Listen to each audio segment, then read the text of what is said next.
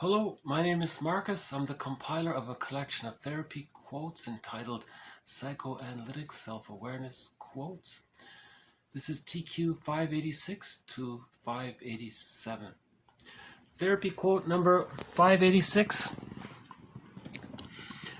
When a fixation in the early oral phase occurs, an incorporative attitude inevitably becomes woven into the structure of the ego.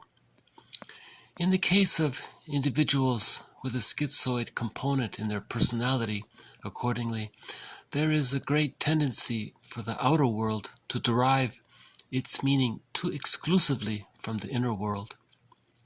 Not only do their objects tend to belong to the inner rather than to the outer world, but they tend to identify themselves very strongly with their internal object. This fact contributes materially to the difficulty which they experience in giving emotionally. When such individuals give, they tend to feel impoverished because when they give at the expense of their inner world. To mitigate a sense of impoverishment following giving and creating, the individual with a schizoid component either devalues what he gives or alternatively becomes overly possessive over it. In their avoidance of emotional love, the wolf in Little Red Riding Hood represents incorporative oral love. The story also tells us that the wolf takes her grandmother's place. She attributes her own incorporative attitude to her libidinal object, who then seems to turn into a devouring wolf. So it comes about that the individual with schizoid characteristics is liable to erect defenses not only against his love for others, but also against their love for him. This is going to be a difficult thread, I feel, already. The only mention to the schizoid pattern up to this point so far has been Masterson's idea of what he calls the schizoid compromise. He said that he noticed when he has a client with a schizoid pattern, the first thing he has to deal with is with their overly exaggerated fears of engulfment and abandonment. His analogy is, or metaphor is that imagine the client in the room and his chair is too far from the therapist. Suddenly he feels that he's going to be abandoned. So to deal with the anxiety of thinking that he's going to be emotionally abandoned, he moves the chair a little closer. Now suddenly he has the feeling that he's going to be engulfed. So he has these great anxieties around that. To deal with it, he moves the chair back. And the same thing happens. Okay? And Masterson says that it's as if these people live their lives like that emotionally. They move forward to engulf. They fear being engulfed. They move back. They fear being abandoned. So they move back and forth like this. That's called the schizoid dilemma. He says that's the first thing he has to deal with clients like that because emotionally they're very shut in, or the emotions are deep within, kind of thing. So there's a lot of fear around emotional connecting, a lot of fear about love and connecting and so on. We can say that a person with a schizoid pattern has the avoidant insecure attachment style, where he moves away from people, right, emotionally. Karen Horney says we move towards people. That's the anxious type. The codependent, they move toward people. The avoidant types move away from people. And then as a reaction formation to that, some people with a schizoid pattern may become the hostile provocative types. That's moving against people. Oh, hold on a sec. I think we got a visitor. Oh, let's see. Got the two crows there.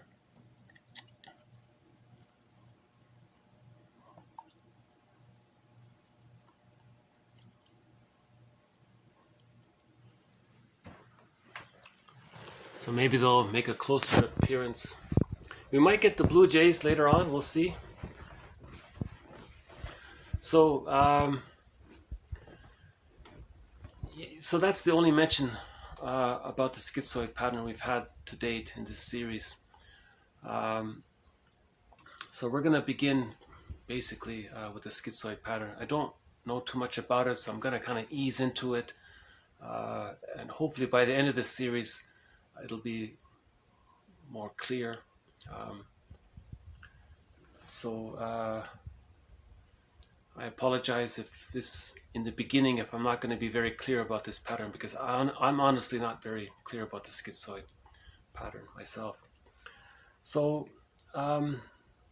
when a fixation in the early oral, okay, so he's talking about greed there.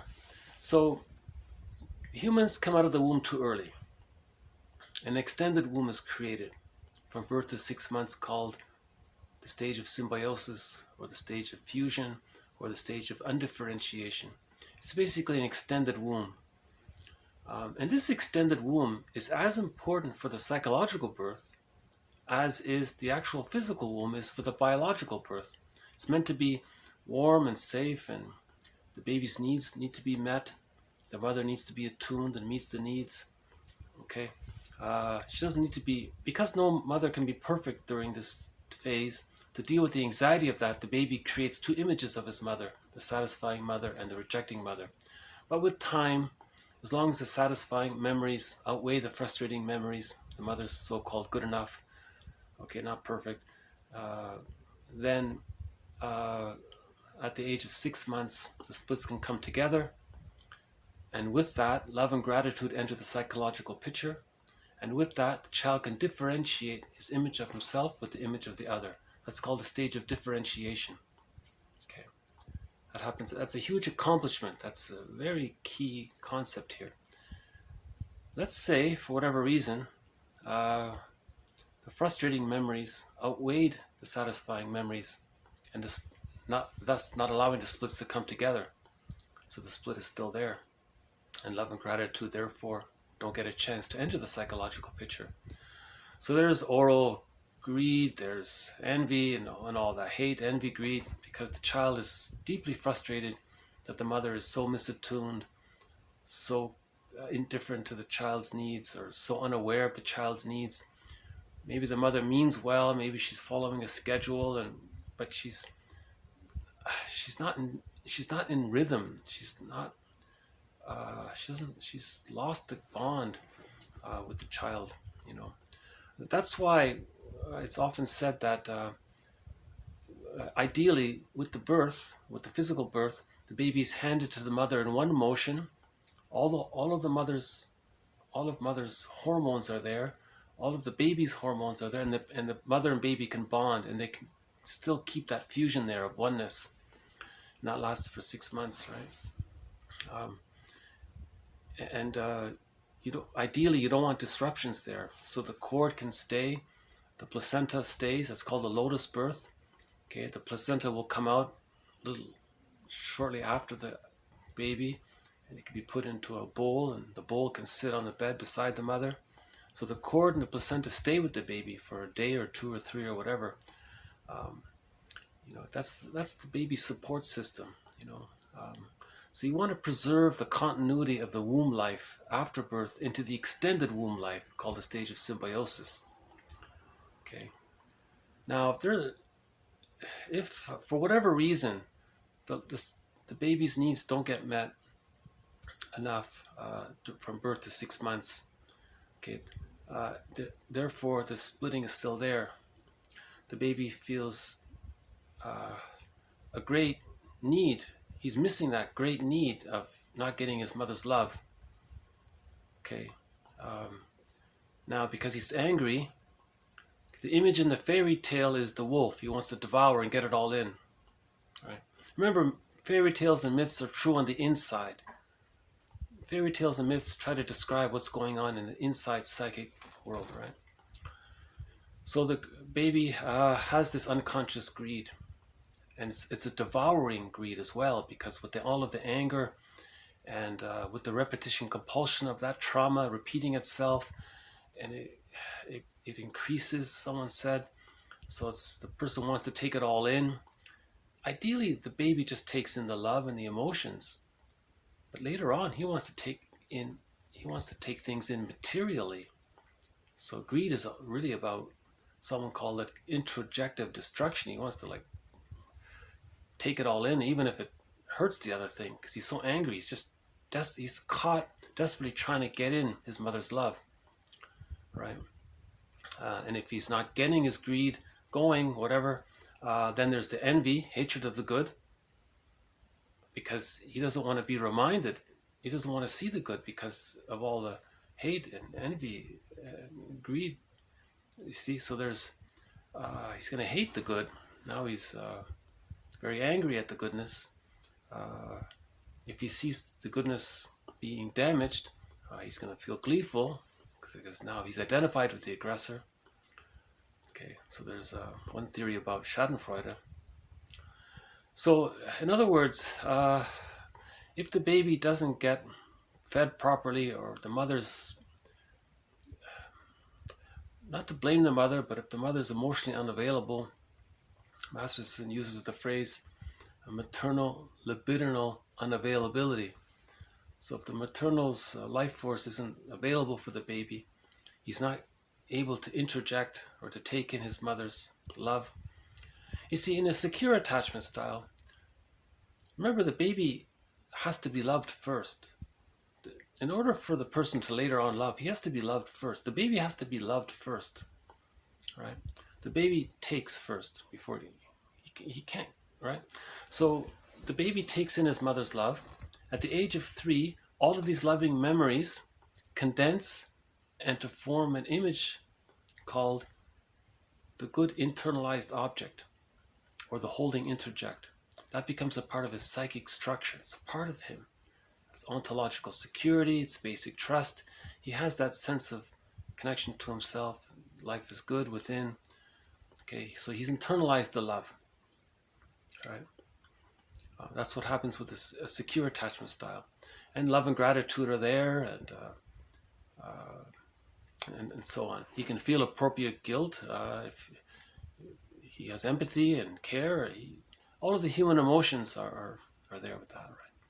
But when the frustrating memories outweigh the satisfying memories, especially during the first 6 months, there's huge anger, need, greed, and this amplifies because of the repetition compulsion of the developmental trauma.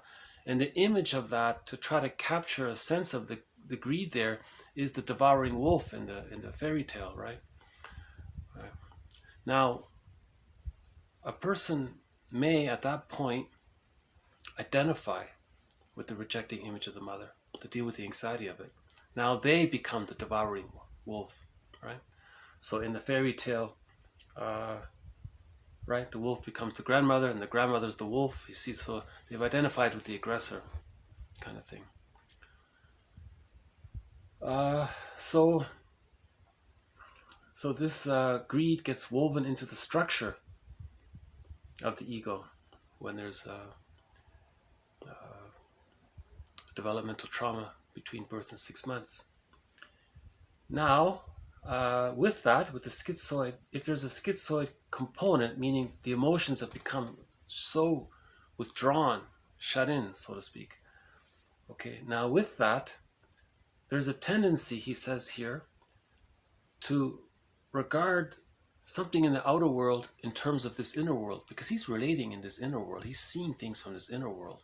His feelings about the outer world are based on all of his feelings in this inner world. So some little trifle in the outer world brings up all of these emotions in the inner world.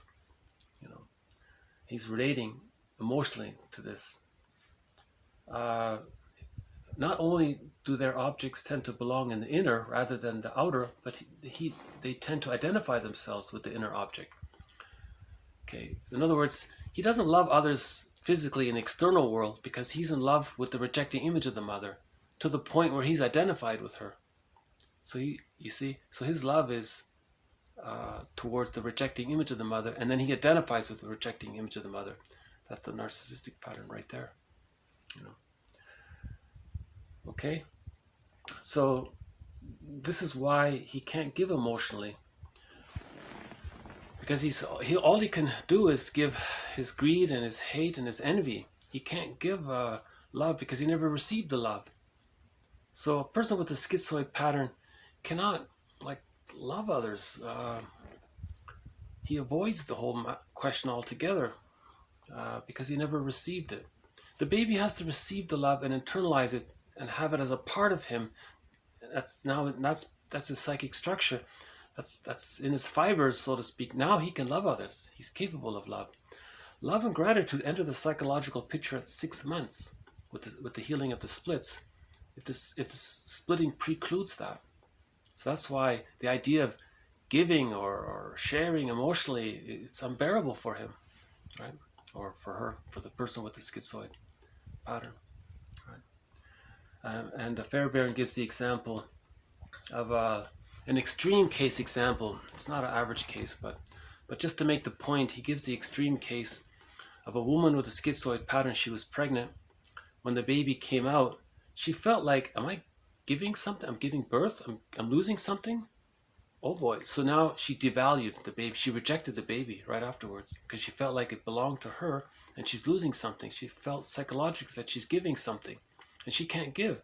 And she thought she was giving by losing a part of herself. It means she's giving or sacrificing something that belongs to her. She thinks, does that mean I'm giving? But she can't give. So she's enraged. So she devalues the baby. So the baby got rejected by the mother.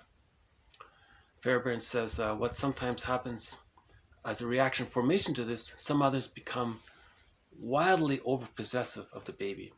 We're not talking about natural, the mother loving the child and protecting the child and wanting the child to be safe and all that. That's all fine. He's talking about like a very strong possessiveness of the mother over the baby, watching his every micro movement and all these kind of things. And, so that's a reaction formation to not feeling the loss or the thought that she gave something of herself. So she wants to possess it. So she wants to take it all in, like the wolf and the grandmother, right? Incorporating that kind of thing to avoid, what do you say here? Let's just repeat that first part. When a fixation in the early oral phase occurs, okay, that's greed, an incorporative attitude inevitably becomes woven into the structure of the ego. Okay, so greed becomes part of the person's thinking. In the case of individuals with strong emotional detachment, okay, there is a tendency for the outer world to derive its meaning too exclusively from the inner world. Okay? Not only do their objects tend to belong to their inner rather than to the outer world, but they tend to identify themselves very strongly with their inner object. Okay, this fact contributes materially to the difficulty which they experience in giving emotionally. Fairbairn does this footnote thing. He says a person with a schizoid pattern may share something but not give emotionally. He gives the example of the artist. You know, he may paint, show his artwork, not sell it or give interviews or talk about it or anything. He'll be anonymous, let's say. So he's sharing something about himself, but he doesn't want to give anything emotionally about himself. That's sort of an example of how that artist with the schizoid pattern connected with others, but at a huge distance. You know, just shows something that he drew, but that's it. He's not going to sell it. He's not going to talk about it, or, you know, he may say, well, let others, leave it for them to think about it for themselves, which is true too, but emotionally he's using that idea to preserve his emotional detachment from people. It's just one little example about the idea of that people with schizoid pattern, they won't give emotionally, but they may show something, or they may present something, but they're not emotionally invested in it, right? People with the schizoid pattern, or the narcissistic pattern, or the hostile provocative attachment style, you know, they're doing to others what was done to them. Oh, hold on a sec. I've got a visitor here.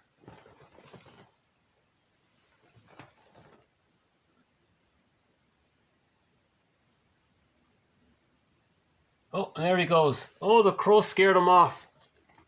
Oh, I see. He'll be back. I don't see that too often. I don't see the crows. I thought they seem to share the snacks. The crows and the blue jays seems to be shared fairly. But once in a while, I notice. Well, that's the second time I've noticed it, where the crow scared off the blue jay.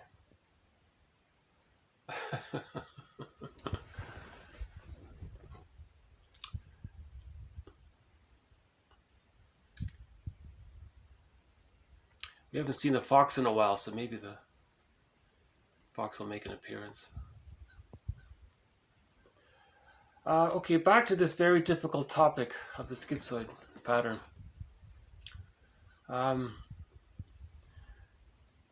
So remember, the mother devalued the child, used the child.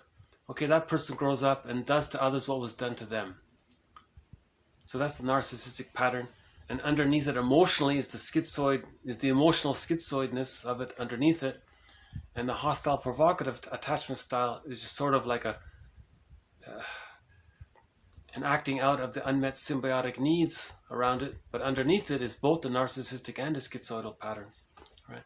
See, a lot's going on when the baby doesn't get his basic needs met from birth to 6 months. Right? It seems. Okay, so a person with a schizoid pattern, they'll objectify others. They may get married, but to them, the partner is just a thing, you know, an ornament or something useful or something, you know, or meets some function for them, but they're not emotionally bonded to them, right? You know, Karen Horney would say, you know, don't be too hard on people. Like, don't label people as schizoid. Just say they're human beings with a schizoid dilemma, or they're human beings caught with the trauma of not getting their needs met. Like, focus on their humanity first, and then say that they're human beings with a certain trauma that they're dealing with. And because when there's trauma, there's the repetition compulsion to master the trauma.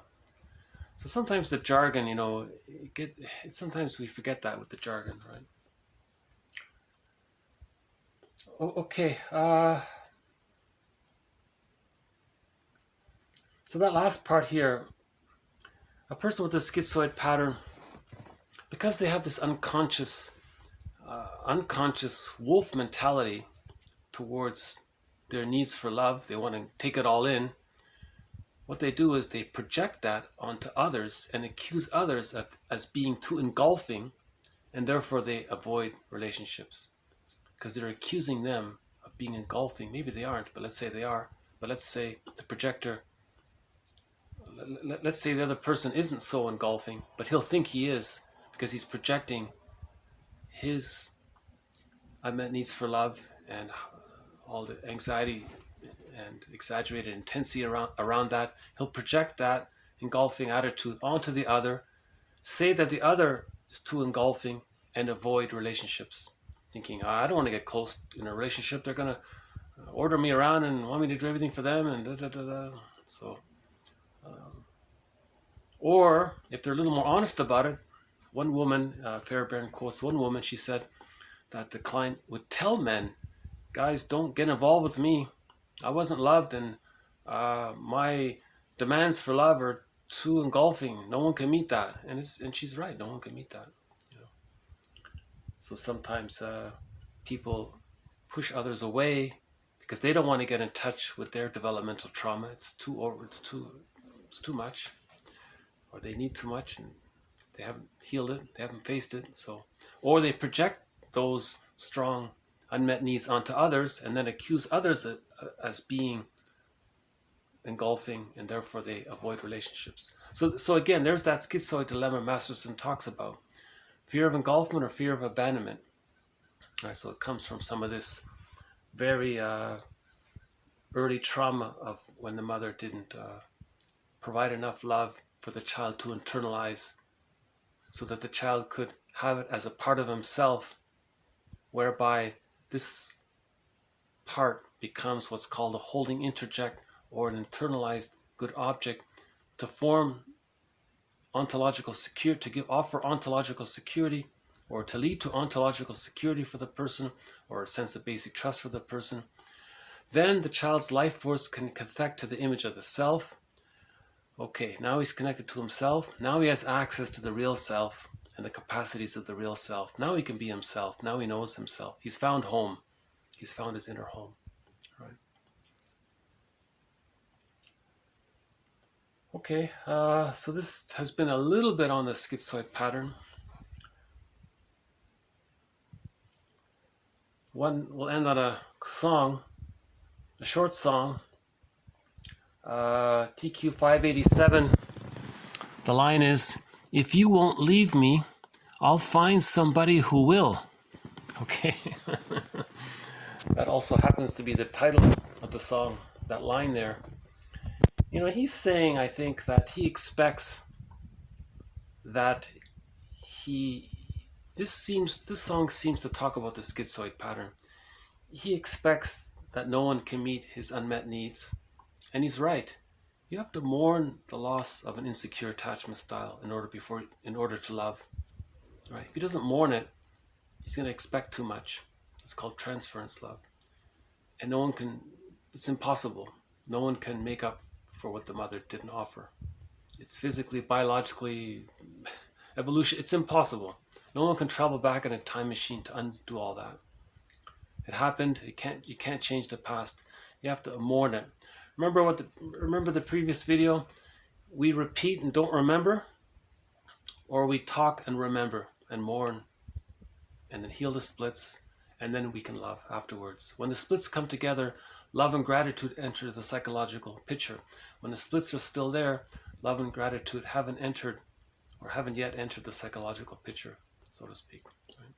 So the person's still caught with envy, hate, schadenfreude, and all that stuff. So this person is saying in the song, you know, to his friend there, look, you're going to leave me somehow. Either I'll drive you away with my, by avoiding you, because I'm projecting how engulfing you are. So I'm going to avoid you. That's going to frustrate you and you're going to leave. Or I'm going to have all these expectations on you and you'll realize you can't meet them and then you'll get tired and leave. So if you're not going to leave me, you might as well just leave me. If you don't, I'll just find someone else who will. So he's talking about the repetition compulsion of the developmental trauma of not getting enough love, right? So it's a short song.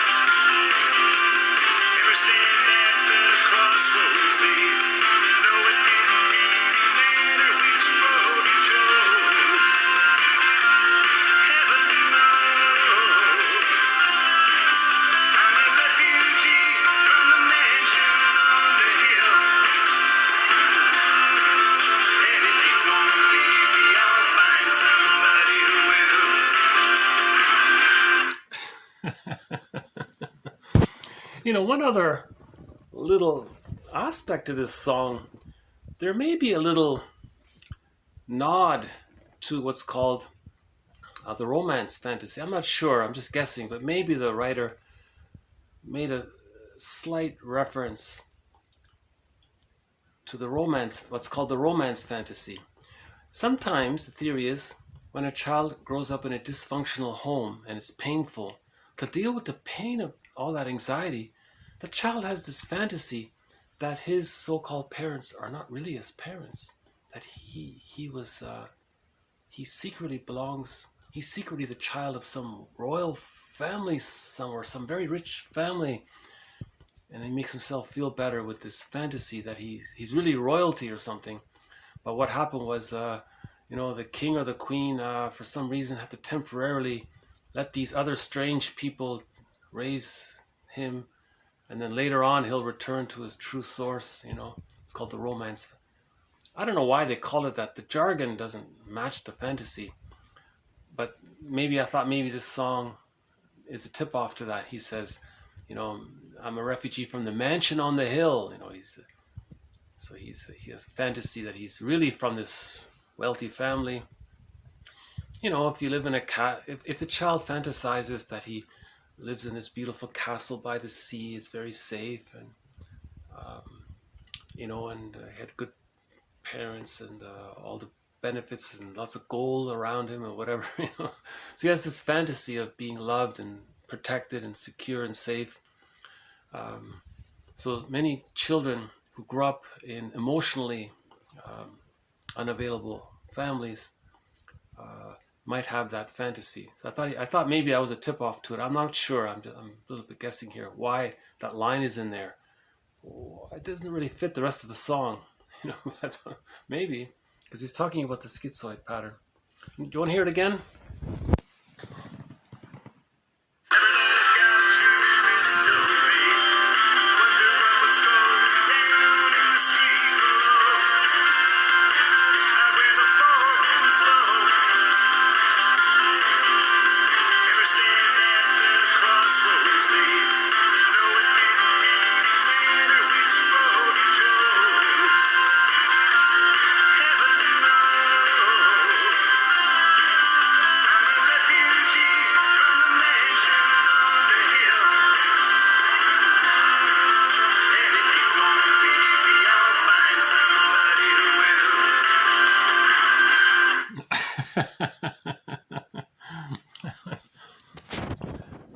I think it was meant to be a theme song for a show that never got aired or something.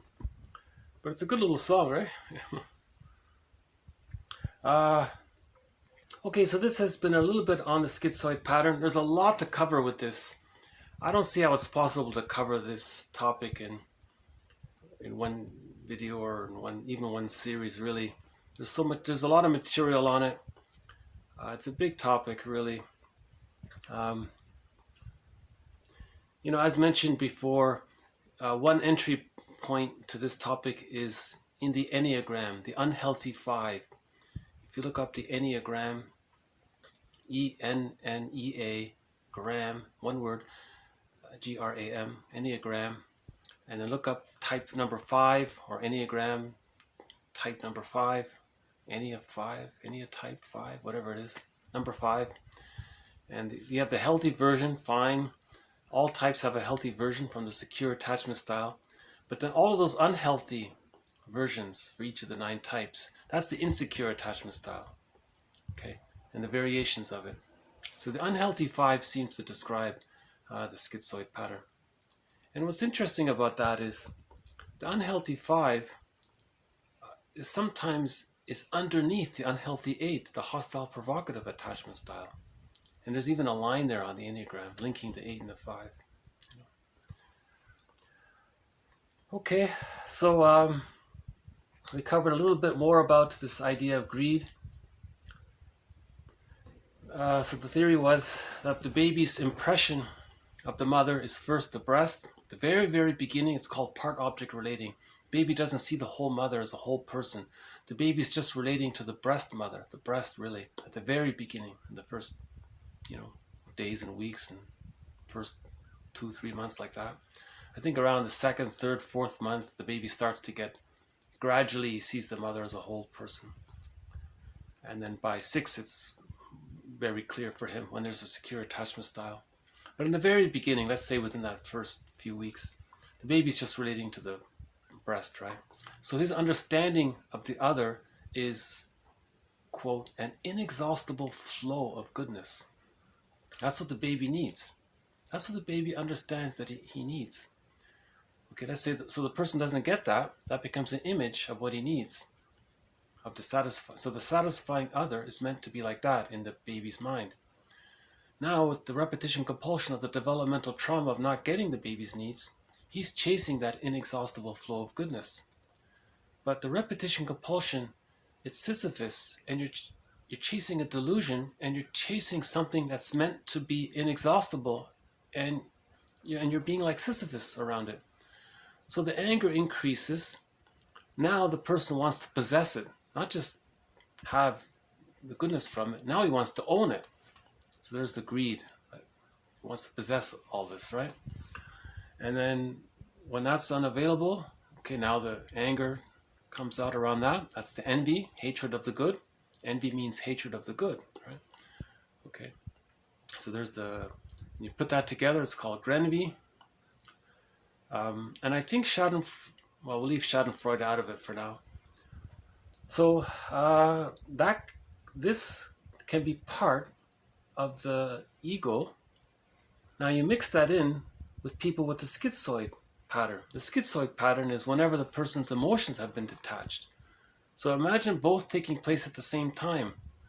Imagine a baby being so misattuned or so unwanted or whatever, the baby emotionally detaches and he has this unconscious greed, hate, and envy in him. So there's a lot there. He can't give, so he's not going to love others. What he can give is he can only take in. So he's greedy, but he can give his hate. Fairbairn even at one point says a person with a schizoid pattern will think that his hate is his giving.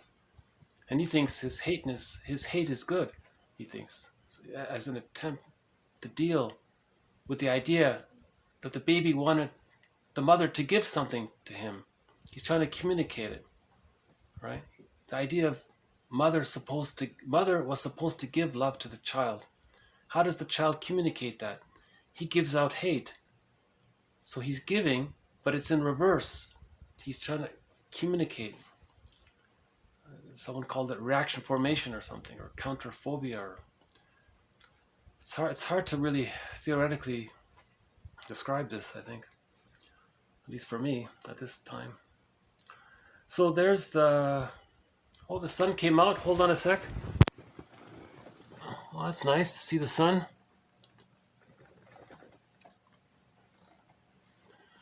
What do we got here? Well, we got the one crow over there by the road.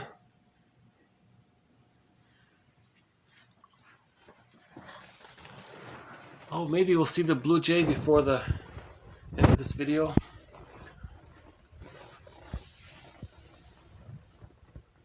Oh, okay, so we covered a little bit on greed, hate, and envy. We're talking about why the person with the schizoid pattern doesn't emotionally give. Because he never received the psychic structure of enough love to form a part of his psyche. So he can't give. The idea of giving, it just depletes him. He thinks because he never got the love that the person can't give if he's never received, kind of thing. So we're talking about emotionally, right? Now the person may relate to others. He still has a need to have connection to others somehow, but he does it in this schizoidal way, this detached way, right? You might see a professor speaking, and it's very detached. So intellectualization is a big part of the schizoid pattern because he's squelching his feelings. So the students are bored with the teacher because he's emotionally very detached. And so he can show, he can present, but he's not emotionally involved. And people with the schizoid pattern, they unconsciously view others the way the mother viewed them, in a less than fully human way. Because the mother using the child, that dehumanizes the child. So a person with a schizoid pattern unconsciously, is aloof or looks down on other people or something. And if you ever hear the philosophy of a person with a schizoid pattern, it's very negative. They're very nihilistic. It's very negative. Okay, that's the anger at not getting the love. This extreme negative philosophy they have.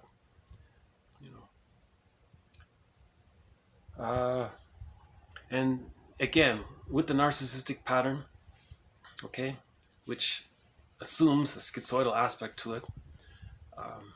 See, the narcissistic pattern, the person identified with the rejecting image of the other, and they do to others what was done to them. Okay. Now, add the schizoidal emotional component to that. Now, a person with a narcissistic pattern treating others the way they were treated, they're looking at others in a less than fully human way, because that's the way the mother looked at the baby. The mother wanted to possess the baby as a property, as a thing, as an object, right? So people with the schizoid pattern, they use others or whatever, or look down others. They may not say it directly, but that's in their private conversations they may say that, or not. I don't know, but it'll come out eventually. The person will feel this person is just not there emotionally for. So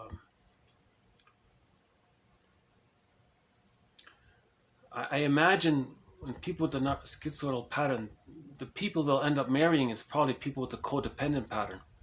People who will deny reality, need the attachment to somebody. Person with the schizoid pattern, presents something. They're not giving love, but they're presenting the idea of maybe they'll be there for them or something, but they're not emotionally there for them. The codependent is so clingy and dependent, eager for the connection. People with the codependent pattern do love. So that's why the people with the codependent pattern eventually get fed up.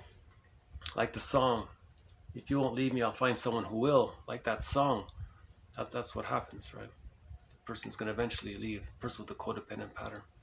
Because they're not really aware of that more primal situation. I don't think they understand it.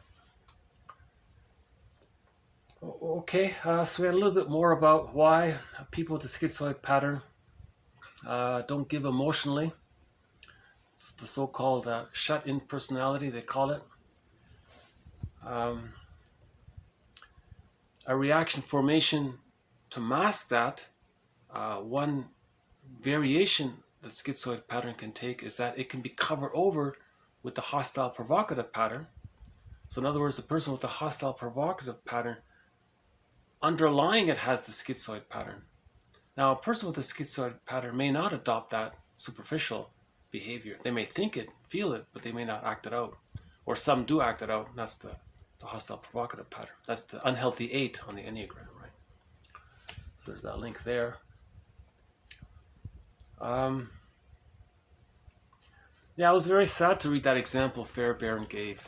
It was a very sad example. The woman thought that by giving birth, she felt that she was giving something of herself, and she couldn't handle that feeling. So to deal with the pain of that, she just devalued the baby. She rejected the baby. Didn't want the baby anymore. Very sad phenomena. I guess it might be better off if she's possessive. I don't know. That's a tough one, eh? So mothers need to feel a sense of their own inner love to be able to love the baby and welcome the baby and want the baby, Okay, we had the metaphor of the fairy tale to talk about greed. This greed, so in the fairy tales, greed is represented by the wolf devouring, and then the person identifies with that. Okay, so that's the wolf became the grandmother. Now the grandmother's the wolf. Now the wolf grandmother wants to devour. That's the identification with the aggressor. That's the schizoidal pattern. So to avoid all of this business of emotional love, the schizoid pattern may just detach, not get involved in relationships whatsoever. It's one version of it. Or another version of it is they just objectify others or use others or that kind of thing. Right? So that would be the emotionality. That would be the ideology or the emotional ideology of the Don Juans and the Peer Gynts and the Peter Pans and the woman, the woman. What's the female version of a play? The Playgirl, I guess, right?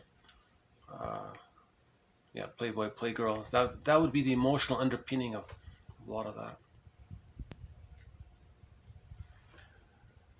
Okay. So I guess we'll just leave it here. We'll have more to follow.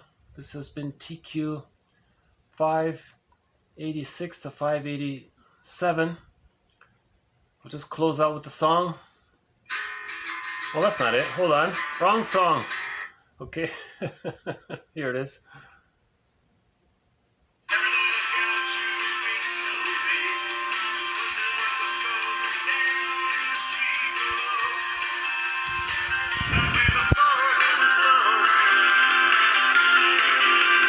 Everything that